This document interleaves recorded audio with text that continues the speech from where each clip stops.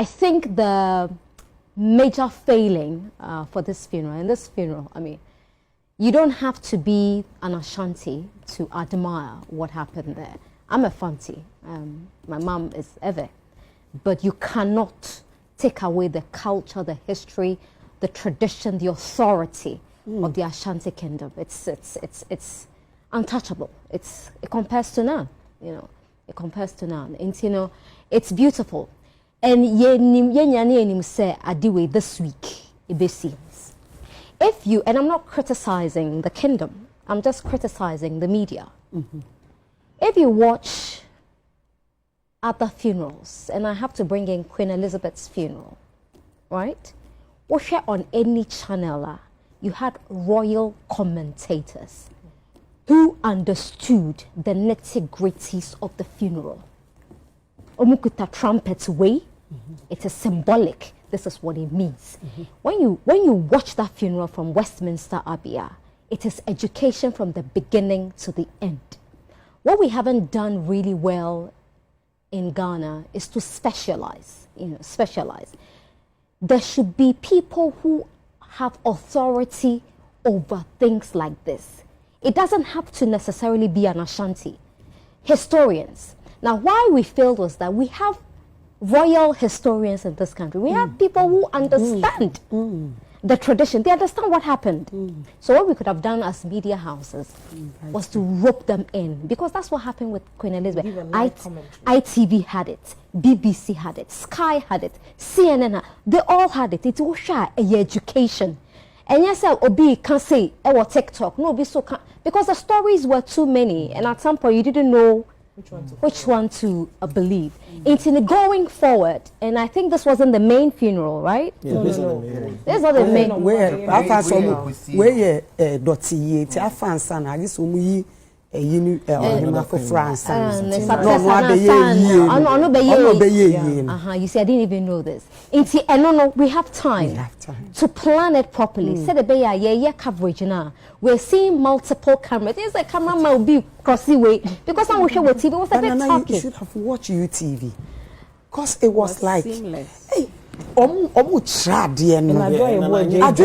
was quick one exactly. Any media house, because it was live too, and you recorded. It was live. There was an experienced person like Nana Yeboy. Okay.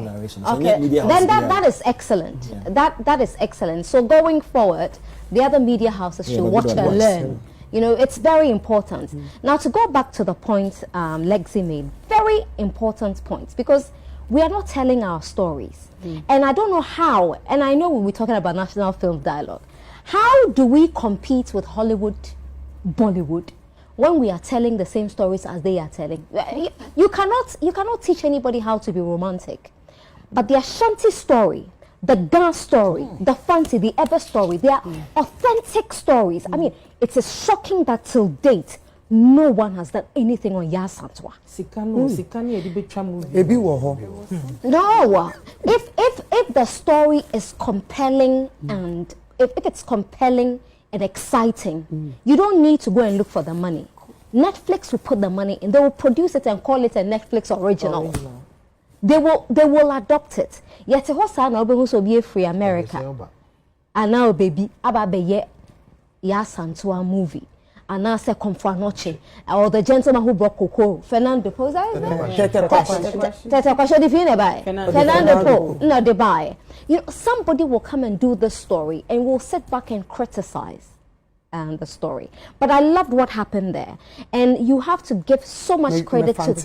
And what does it credit to the Ashanti Kingdom, because it was what sort of find the way to reconcile tradition and modernity, because you wouldn't expect certain things to be on TV because they were sacred, but they allowed it.